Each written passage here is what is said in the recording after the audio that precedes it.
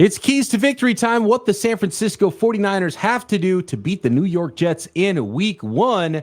And will they have to do it without one of their best players who has a not ideal label on the injury report? Coming up on today's Locked On 49ers.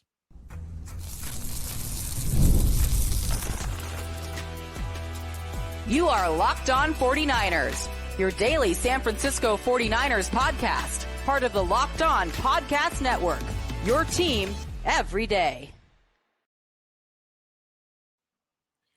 Welcome to Locked On 49ers. Brian Peacock and Eric Crocker with you at BD Peacock at Crocky209. Thanks, everybody, for making us your first listen right here on the Locked On Podcast Network, your team every day. We love and appreciate all of our everydayers out there, especially when you hit that subscribe button on YouTube or wherever you listen to this podcast. Welcome to all the new listeners, too, as Croc and I cover your San Francisco 49ers every day through the season and the off season.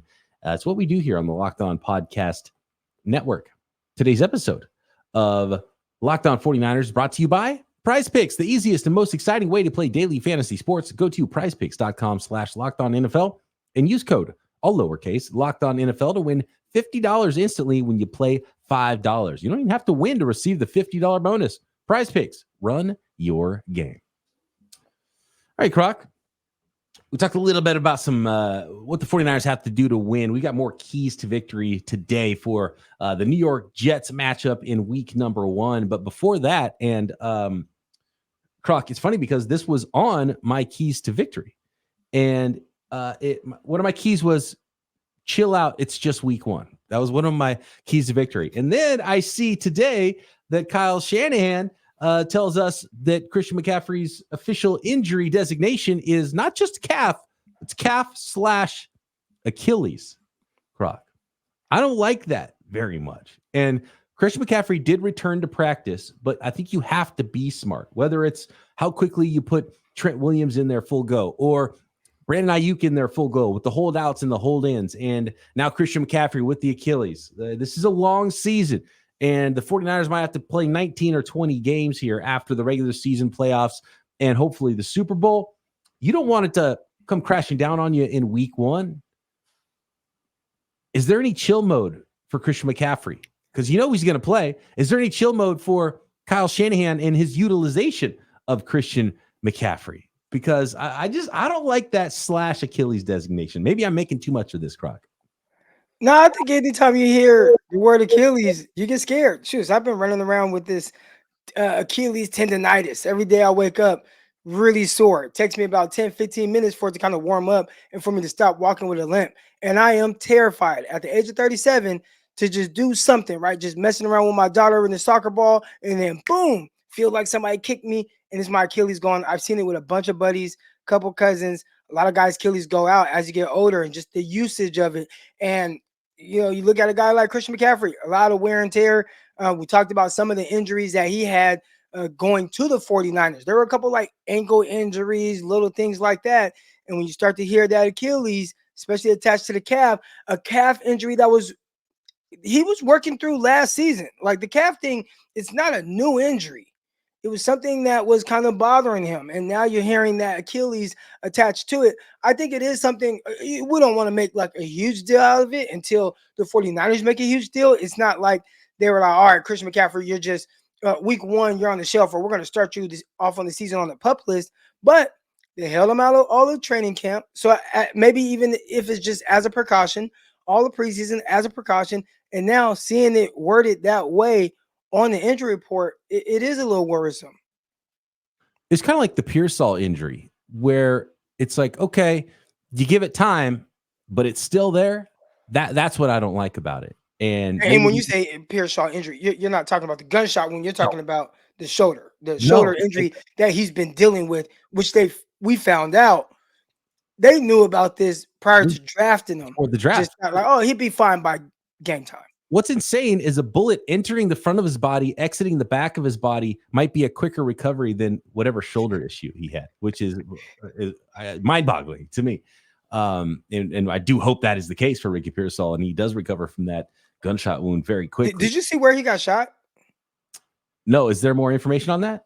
I just saw the video of his red chest, and that's all I know about it. Yeah, no, it was like, bro, people have posted this picture of him with his shirt off. Kyle Shanahan said he got shot about 2 inches below where he has some prayer hands tatted on his chest, and he has a big chest piece. I mean, it was like in the middle of his chest, like right above like the nipple. Like it's not like it was like up here and kind of just went through.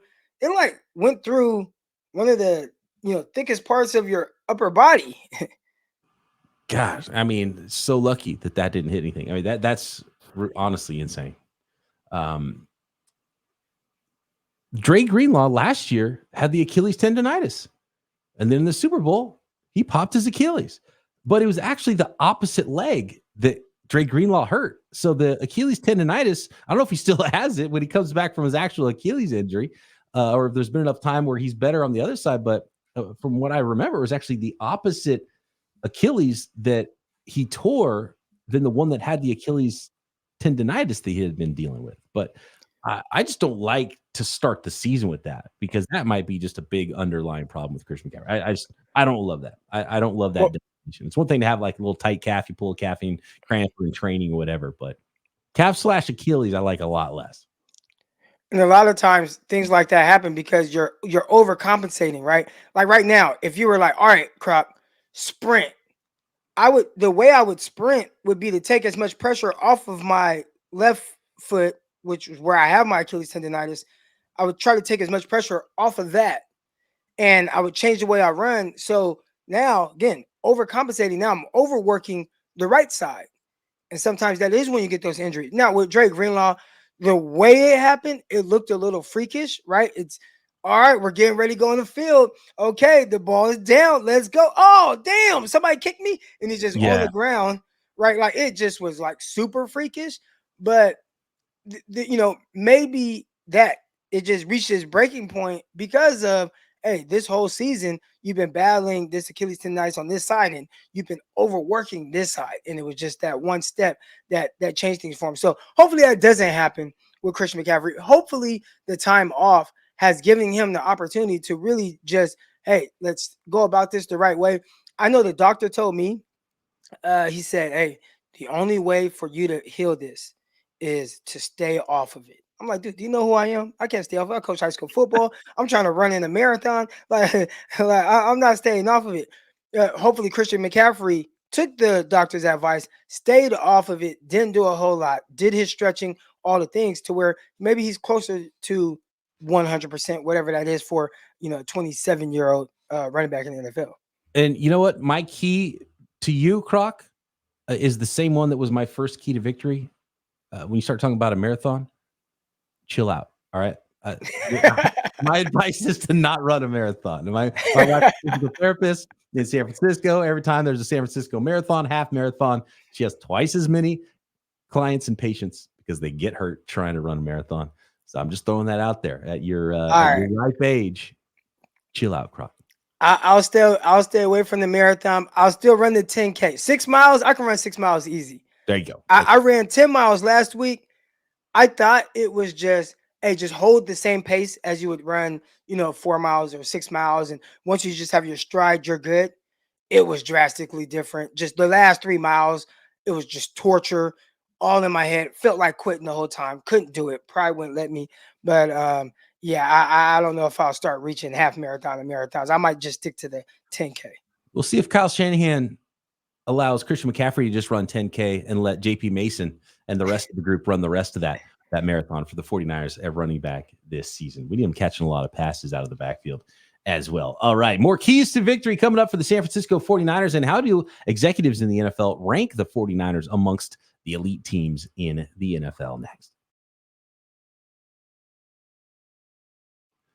Today's episode of Locked On 49ers is brought to you by LinkedIn Jobs. When you're hiring for your small business, you want to find quality professionals that are right for the role. That's why you have to check out LinkedIn Jobs. LinkedIn Jobs has the tools to help you find the right professionals for your team faster and for free. LinkedIn isn't just a job board. LinkedIn helps you hire professionals you cannot find anywhere else, even those who aren't actively looking and searching for a new job, but might be open to the perfect role. your role. In a given month, over 70% of LinkedIn users don't visit other leading job sites. So if you're not looking on LinkedIn, you're looking in the wrong place. And LinkedIn knows small businesses are wearing so many hats and might not have the time or resources to hire. LinkedIn is constantly finding ways to make the process easier. They even launched a feature that helps you write job descriptions, making the process so much easier and quicker. And over 2.5 million businesses and small businesses use LinkedIn for hiring. And you could be one. Post your job for free at linkedin.com/lockedonnfl. That's linkedin.com/lockedonnfl to post your job for free. Terms and conditions apply.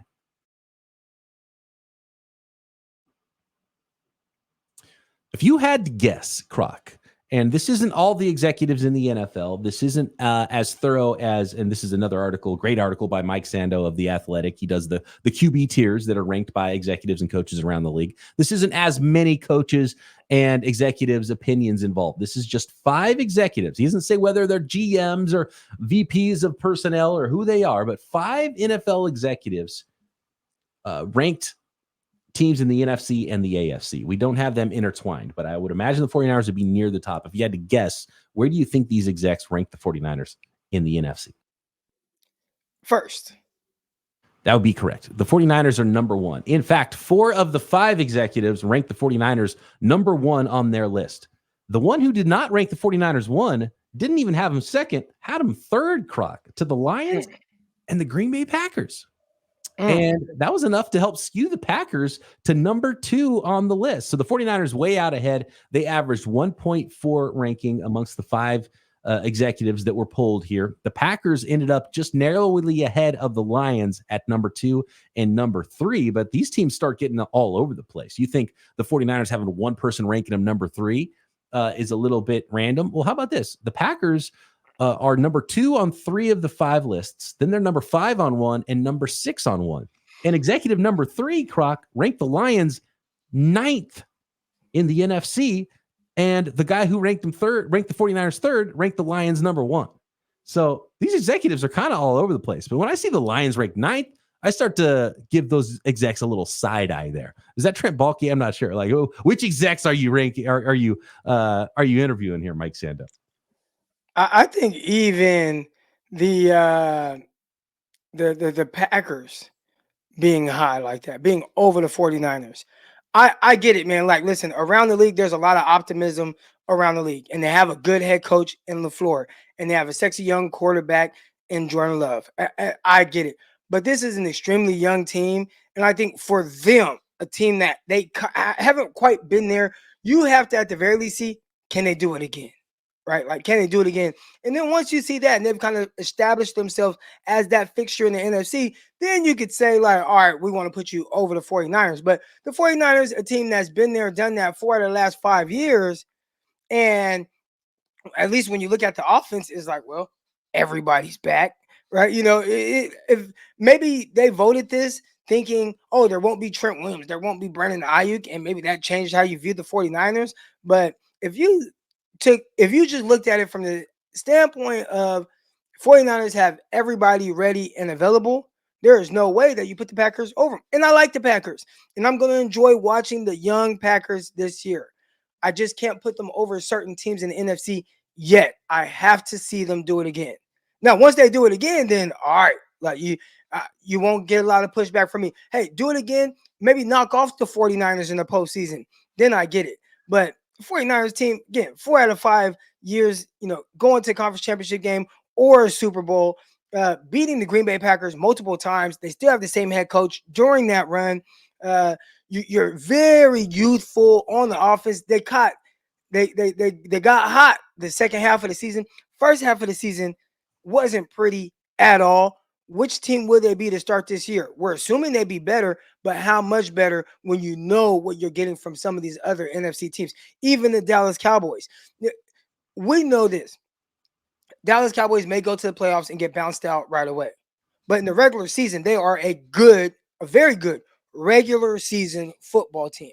Are you just going to put the Packers over them? Now, Packers, you have a little bit more of an argument. They dogged the Cowboys in the wild card round on the road. That was very impressive. But I still have a hard time just saying, you know what, you're 100% going to be over some of these other teams in the NFC because they're so young. I just got to see a little bit more from them. Yeah, and you said do it again for the Packers. Well, do what again? They weren't first last year. They weren't even second last year. So if they do it again, they're still not a top 2 team in the NFC. But I think the Packers are a team that has a little bit lower floor because I think there's still some unknown with, Jordan Love. We still haven't even seen it for a full season. Like, let's see who Jordan Love really is. Is he a superstar? Same conversations we were having about Brock Purdy last year, right? Yeah. In the offseason, like, hey, like, okay, look, we like him. There's a lot of people crowning him. Let's see how this season goes. Oh, season's amazing. All right. We're cool. Brock is Brock. Let's do it, right? With Jordan Love, it's like, okay, had a great second half of the season. Let's see a little bit more before we like really crown him. Especially you get that money, there's higher expectations on him. Yeah, I mean, he could be a superstar. I mean, he could be just pretty good, which a lot of teams would kill for a guy who's just like a really good quarterback. Or he could fall back down and be really inconsistent and a player that, we saw throughout his career. He's had some ups and downs in college and, trying to figure things out in the NFL. So we'll see what they end up being. There's a lot of young players on the offense. Does it turn out that they have 4 number 1 wide receivers? Does it turn out they have 4 number 3 wide receivers?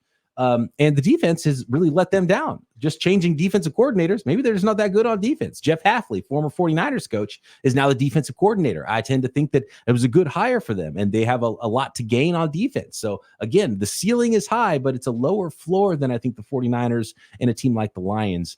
And it's hard for me to put them ahead of those 2 teams yet. So Philadelphia, what that team is.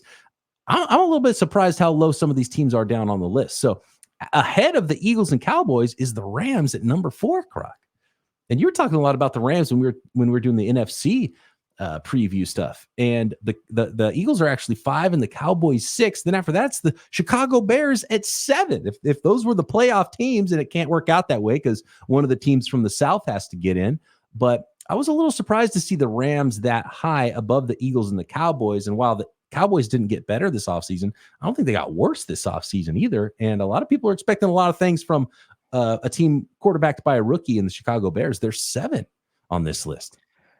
I couldn't have the Eagles any lower than 3. Like, they had some weird stuff going on. The head coach, I don't know what's happening there, and there's been turnover at the coordinating positions in Philadelphia like the last 2 years, but they have a good football team. And when you look at the Rams were, at least me, I'll speak for myself. I'm viewing the Rams a certain way because I like Sean McVay, really like Matthew Stafford. Like, that's it. It's like I believe in those guys so much to where they could potentially be a threat, potentially. But with the Philadelphia Eagles, there's a lot to like. There's a lot in place. They just got Saquon Barkley. I'm definitely interested to see what that dynamic looks like with Hurts and Barkley in the same backfield, and some of the run actions and play actions and things they can do off of that, especially getting the ball to him in space when you also can throw to Dallas Goedert and you also can throw to A.J. Brown and Smith. And then they just traded for Dotson, so they got a little bit more speed. Just the way that, and then I haven't even got to the defensive side of the ball where they're typically pretty good and well coached. So I can't have them any lower than 3rd because they are a really good football team. And if you think the Packers are going to get better on defense because they have good personnel and they got a new defensive coordinator, well, what about the Philadelphia Eagles, who got a new defensive coordinator and offensive coordinator this offseason too? So still some questions that they have to answer. So clearly the 49ers have the fewest questions. That's why they're number 1. A quick couple of quotes here on the 49ers, and you can find the whole article from Mike Sando, always a great read, at The Athletic. And one of the executives that ranked them number 1 said, "Who's stopping that offense? Are you kidding me?" about the San Francisco 49ers. But the one exec that ranked them lower than number 1, had them number 3, said, "There's been a lot of turmoil, and I don't think that they are as deep as they have been in the past. 2 of your most important players, Trent and Brandon Aiyuk, have not practiced at some point, and this may not be the year because they're not paying the quarterback yet. It's going to get more challenging." So he's just, this GM, I think, is kind of chomping at the bit and can't wait to see when the 49ers empire falls apart because they've climbed the mountaintop and couldn't get over the crest too many times, and then you pay your quarterback, and that sounds hopeful to me, Croc, from that exec. Very, very hopeful. That must be a division rival or something. They're like, oh yeah, like this is our time to strike. I get it if you felt like some of the vibes were off. I did too. But at the end of the day, the 49ers are the 49ers, and we're going to see them do 49er things. And part of the 49er things could be them starting off 3-5 and then winning every game from there on out, right? I mean, like, or they can start the season 8-0 and only lose a couple more games. Like, we've seen them reach the pinnacle so many different ways. It's just a team that you can't count out because they've gone through every situation. And a lot of this team going through it, it's that guy, like the core group of guys, they have gone through all of this together. There isn't anything that they haven't seen. So I think I talked about it on the crossover episode about Aaron Rodgers. There's no defense that Aaron Rodgers hasn't seen. There's no defense that you're not really gonna trick him. You just gotta hope he makes a mistake. That's the San Francisco 49ers. In the AFC, Chiefs number 1, not a surprise there, followed by the Ravens, Bengals, and the Houston Texans coming in at number 4. Again, you can find all of it at theathletic.com.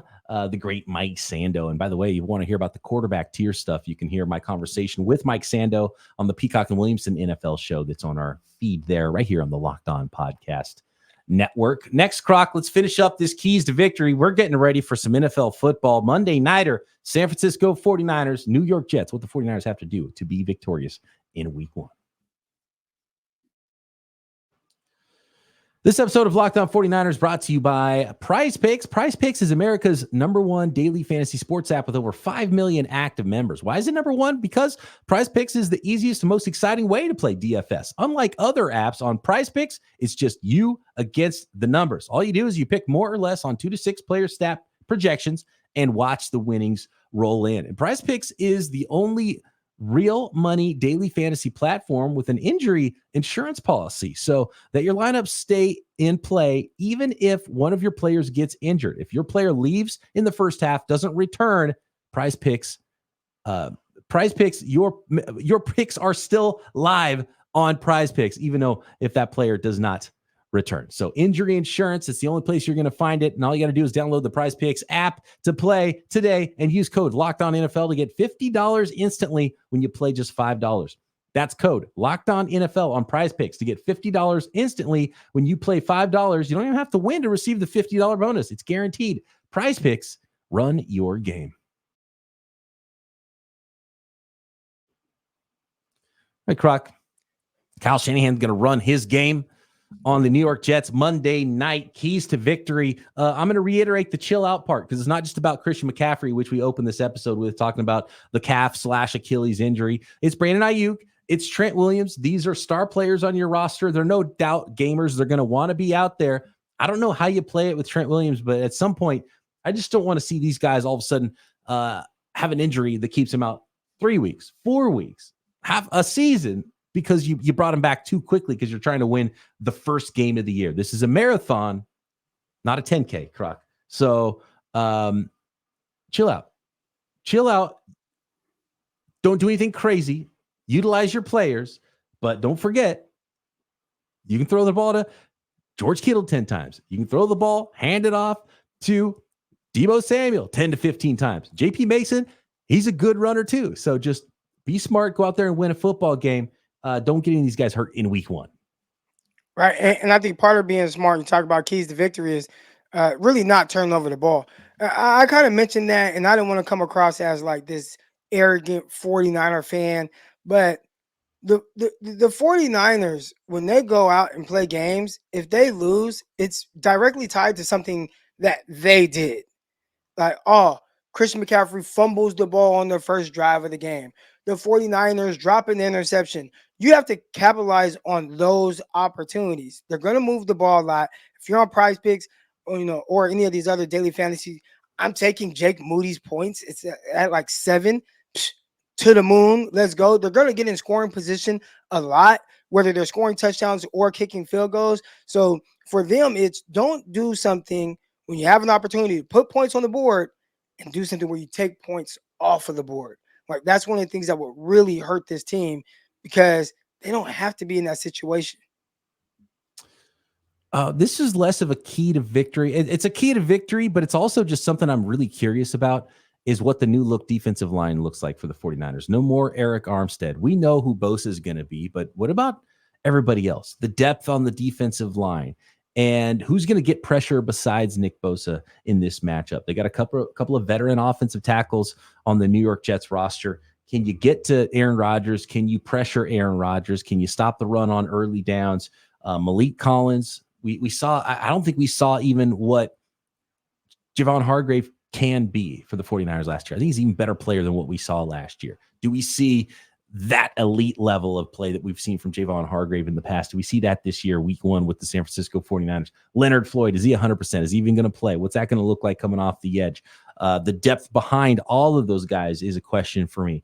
So the defensive line, this is the thing that the 49ers, since day one, it was the mission statement of Kyle Shanahan and John Lynch when they took control of the San Francisco 49ers roster, that everything was built around the defensive line. Is this still going to be the unit that runs things for the 49ers? Are they going to have one of the best defensive lines in the NFL? I do like the starting group.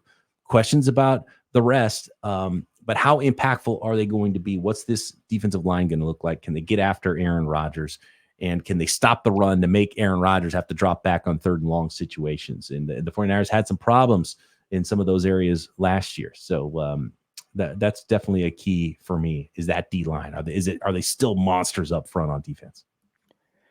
Hopefully. One of the best things, everyone wants to bring pressure. But I'm telling you, a defensive coordinator's dream is being able to get to the quarterback or move the quarterback off of his spot, generate pressure while rushing 3 or 4 down linemen and playing everybody else in coverage. Like, that is the most ideal situation. So for the 49ers, you're looking at a guy, some of these guys that you just brought in, and Leonard Floyd, we're going to need you to have an impact in this game. Nick Bosa, let's start off faster than you did last offseason. You had this whole offseason. You're in-house. You're in training camp. Let's start fast. Let's go. Look at the guys in the interior. You talked about Javon Hargrave. We need you to get going right now.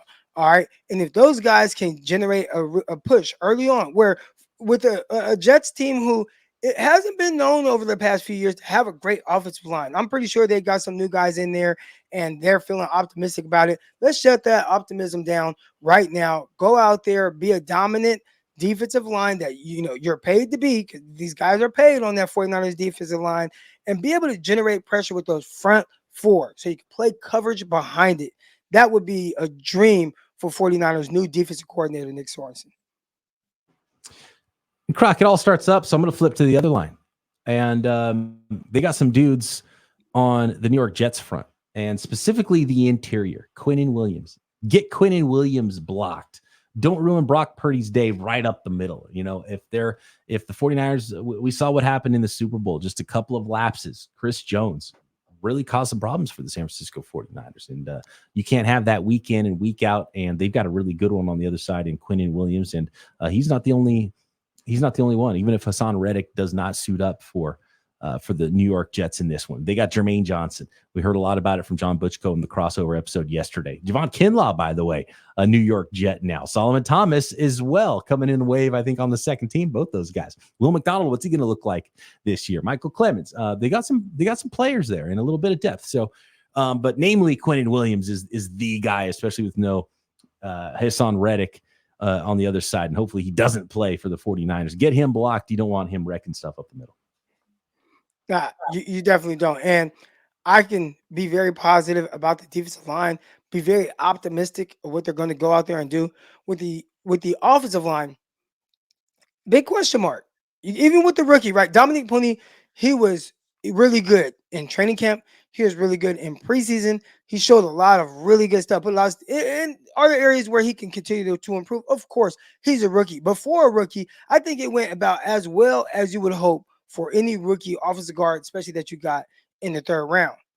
But now you're going up against guys that are going to be giving you 100%. These are all long-term kind of NFL guys that you'll be playing against. And you got to do it now on the biggest stage. And not just him. McKivitz, not just him. Garland, like all these guys now. Aaron Banks, he was banged up a little bit in preseason. Like, what is he going to look like for an entire game? So now, can this offensive line that has had to go through the entire offseason with no Trent Williams, can they gel together and become one cohesive unit in a few days leading up to this first game? I think that's a huge question mark that we're kind of overlooking. I would say if it is being overlooked a little bit and deservedly be so, I think Kyle Shanahan has done a really good job of hiding some of the flaws and deficiencies of his offensive line. You just don't want the O-line to bite you in the rear end in a key moment. Stay healthy. Don't lose the turnover battle. As always, Niners are a better team. Go out there and show them. Go out there and prove it. You're going to climb that mountain once again, 49ers. There is no Super Bowl hangover. We're not worried about hot seats. There's no hot seats. The owner is paying mega money for the roster, for the stadium. There's no problems there either. A lot of people trying to create a lot of stuff for the 49ers right now. Nope. It's going to be a boombox with Trent Williams, Deebo Samuel, and who knows, maybe even led by Ricky Pearsall out of the tunnel. They're going to be fired up. Monday Night Football, San Francisco 49ers in primetime in week 1. I can't wait for it. All the offseason BS, that is behind us. Let's play some football, Croc. And we're going to be back. We have one more episode. Actually, we're going to be back live Sunday at some point, probably talking about a lot of what we saw over the course of the weekend. A lot of great games this weekend and getting you ready for the 49ers Monday night kickoff. Make sure you're subscribed on YouTube. Hit that notification bell so you know when a new episode is live. You can subscribe on YouTube or everywhere you listen to this podcast. Croc and I back next time right here. Locked On 49ers.